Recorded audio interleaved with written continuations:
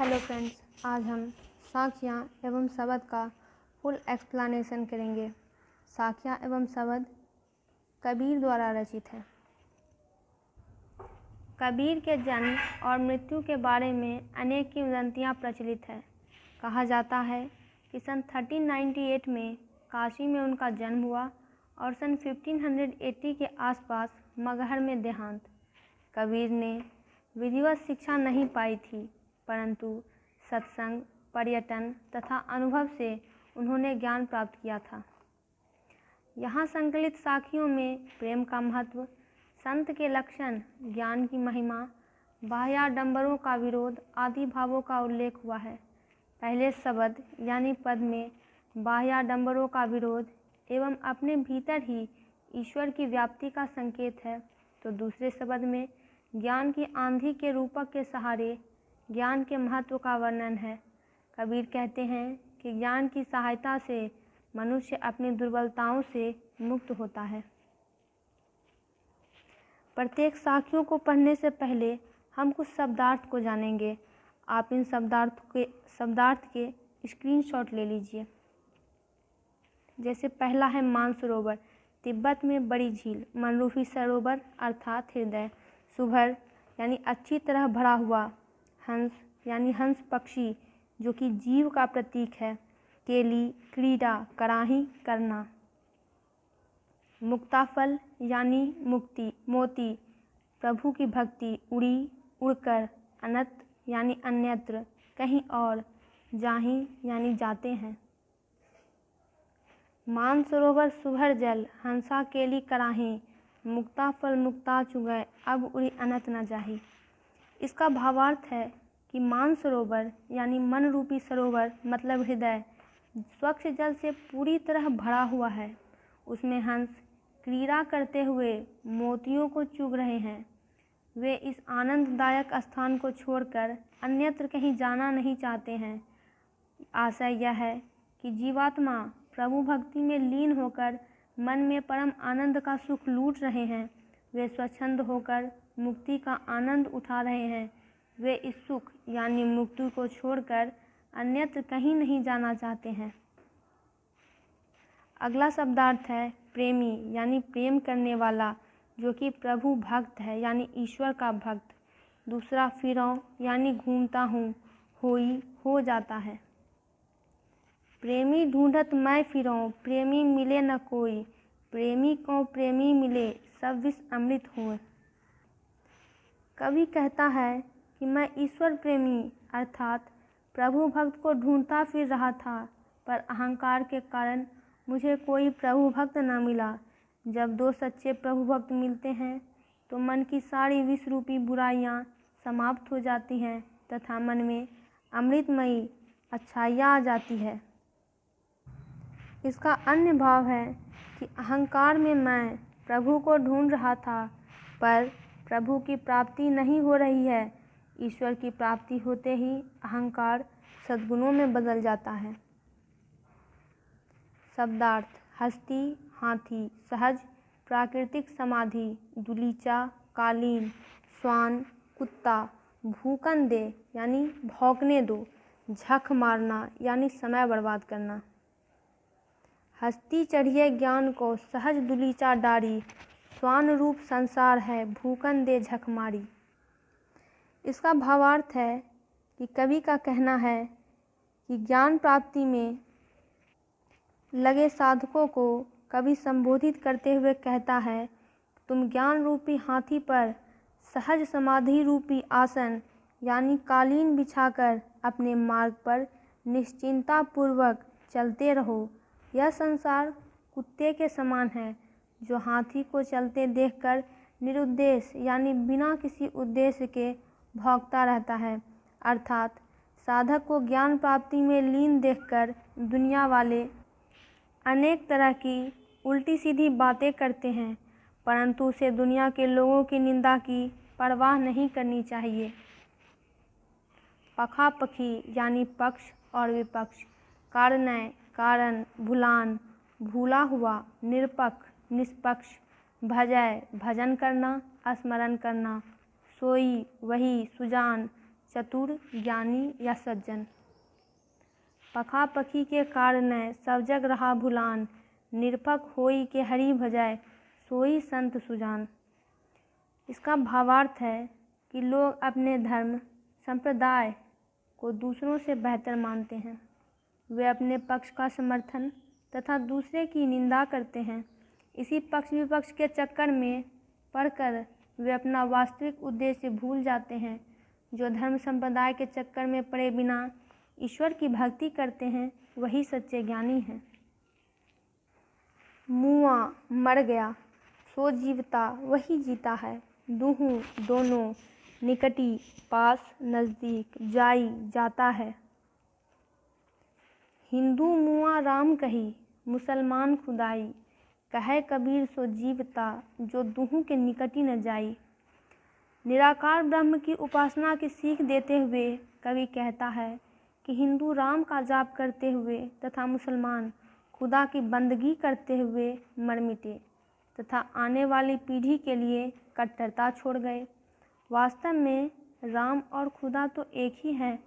कवि के अनुसार जो राम और खुदा के चक्कर में न पड़कर प्रभु की भक्ति करता है वही सच्चे रूप में जीवित है और सच्चा ज्ञान प्राप्त करता है। कावा मुसलमानों का पवित्र तीर्थ स्थान, काशी हिंदुओं का पवित्र तीर्थ स्थल, भया हो गया, मोट चून यानी मोटा आटा, बैठी बैठकर, जीम भोजन करना। काबा फिरी काशी भया, राम ही भया रहीम, मोट चून मैदा भया, बैठी कबीर जीम। बैठी कबीरा जीम। भावार्थ है कि कवि कहता है कि मैं जब राम रहीम हिंदू मुसलमान के भेद से ऊपर उठ गया तो मेरे लिए काशी तथा काबा में कोई अंतर नहीं रह गया। मन की जिस कलुषिता के कारण जिस मोटे आटे को अखाद्य समझ रहा था अब वही बारीक मैदा हो गया जिसे मैं आराम से खा रहा हूँ। अर्थात मन से सांप्रदायिकता तथा भेदभाव की दुर्भावना समाप्त हो गई है। शब्दार्थ ऊंचा कुल यानी अच्छा खानदान, जन्मिया पैदा होकर, करनी कर्म, सुवर्ण सोने का, कलश घड़ा, सुरा शराब, निंदा बुराई सोई उसकी। ऊंचे कुल का जन्मिया जे करनी ऊंच न होई, सुवर्ण कलश सुरा भरा, साधु निंदा सोई। कर्मों के महत्व को बताते हुए कवि कहता है कि ऊंचे कुल में जन्म लेने मात्र से कोई व्यक्ति बड़ा नहीं बन जाता है। इसके लिए अच्छे कर्म करने पड़ते हैं। इसी का उदाहरण देते हुए कबीर कहते हैं कि सोने के पात्र में शराब भरी हो तो भी सज्जन उसकी निंदा ही करते हैं। शब्दार्थ मोको मुझको, बंदे मनुष्य, देवल देवालय यानी मंदिर, कावा मुसलमानों का तीर्थ स्थल, कैलाश कैलाश पर्वत जहाँ भगवान शिव का वास माना जाता है। कौने किसी क्रियाकर्म मनुष्य द्वारा ईश्वर की प्राप्ति के लिए किए जाने वाले आडंबर यानी ढोंग, योग योग साधना, वैराग वैराग्य, तुरतय तुरंत, मिलिहौं मिलेंगे, तालाश खोज। मोको कहाँ ढूंढे बंदे मैं तो तेरे पास में, ना मैं देवल ना मैं मस्जिद, ना कावे कैलाश में, ना तो कौने क्रिया कर्म में, नहीं योग बैराग में, खोजी हो तो तुरतय मिलिहो पल भर की तलाश में। कहे कबीर सुनो भाई साधो सब श्वासों की श्वास में। भावार्थ है कि मनुष्य जीवन भर ईश्वर को पाने का उपाय करता है तथा अलग अलग प्रकार की क्रियाएं करता है पर उसे प्रभु के दर्शन नहीं होते हैं। इसी संबंध में स्वयं निराकार ब्रह्म मनुष्य से कहते हैं कि हे मनुष्य, तूने मुझे कहाँ खोजा, मैं तो तेरे पास में ही हूँ। मैं किसी मंदिर मस्जिद या देवालय में नहीं रहता हूँ, न किसी तीर्थ स्थान पर। मैं किसी आडंबर युक्त क्रियाओं से भी नहीं मिल सकता। जो मुझे सच्चे मन से खोजता है उसे मैं पल भर में ही मिल सकता हूँ, क्योंकि मैं तो हर प्राणी की प्रत्येक सांस में मौजूद हूँ। मुझे खोजना है तो अपने मन में खोज ले।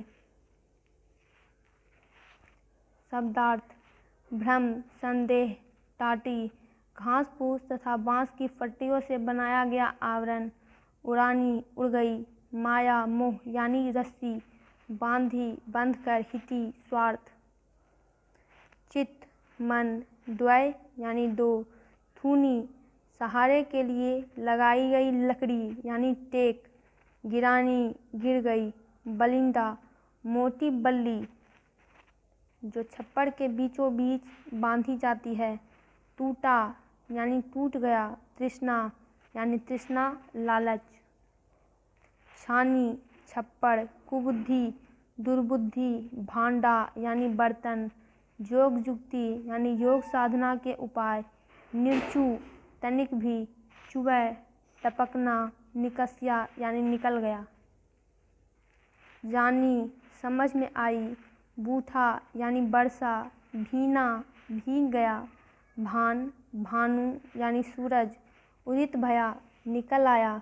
तम यानी अंधकार। क्षीणा, क्षीण या नष्ट होना। संतो भाई आई ज्ञान की आंधी रे। भ्रम की टाटी सवै उड़ानी। माया रहे न बांधी। हिति चित्त की द्वैथुनी गिरानी। मोह बलिंदा टूटा। तृष्णा छानी पड़ी घर ऊपरी। कुबुद्धि का भांडा फूटा। जोग जुक्ति करी संतों बांधी। निर्चु चुवै न पानी। कूड़ कपट काया का निकसिया। हरि की गति जब जानी। आंधी पीछे जो जल बूठा। प्रेम हरिजर भीना। कहे कबीर भान के प्रगटे। उदित भया तम क्षीणा। भावार्थ है कि ज्ञान का महत्व प्रतिपादित करते हुए कहा गया है कि हे संतों, ज्ञान की आंधी आई, उसके प्रभावों से भ्रम का आवरण उड़ गया। वह माया की रस्सी से बंधा न रह सका। स्वार्थ के खंभे तथा मोह की बल्लियाँ टूट गई। तृष्णा का छप्पर गिरने से कुबुद्धि के सभी बर्तन टूट गए। संतों ने योग साधना के उपायों से नया मजबूत छप्पर बनाया, जिससे तनिक भी पानी नहीं टपकता। संतों ने जब प्रभु का मर्म जान लिया तो उनका शरीर निष्कपट हो गया। इस ज्ञान रूपी आंधी के फलस्वरूप प्रभु भक्ति की जो वर्षा हुई, उससे हरि के प्रेम में सभी भीग गए। इस प्रकार ज्ञान के सूर्योदय से संतों के मन का अंधकार नष्ट हो गया। तो दोस्तों, शाख्या एवं शब्द का फुल एक्सप्लेनेशन कंप्लीट हुआ। इससे रिलेटेड वीडियोस के लिए चैनल को सब्सक्राइब करें और वीडियो को लाइक और शेयर करें।